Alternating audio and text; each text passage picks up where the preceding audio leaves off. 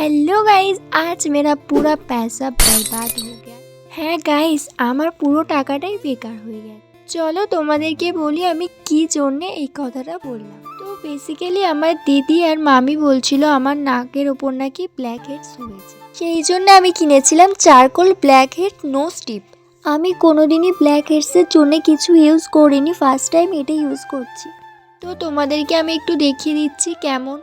তারপর দেখো আমার মামিকে আমি বলেছিলাম যে এটা লাগিয়ে দাও, তো এর মধ্যে না খুবই কম আটা ছিল, আমার নাকে ভালো করে লাগতেই চাইছিল না, সেই জন্যে বারবার খুলে খুলে পড়ে যাচ্ছিল, আর তাই জন্য আমরা হাসছিলাম। তারপর 10-15 মিনিট মতন রেখে আমি এটাকে তুলে নিচ্ছিলাম। আমার তো ব্ল্যাক হেডস ওঠেনি, কোনো কাজই হয়নি। তোমরা কে কে এই চারকোল নো স্টিপটা ইউজ করেছো আমাকে কমেন্টে জানিও, আর তোমাদের কি উঠেছে ব্ল্যাক হেডস?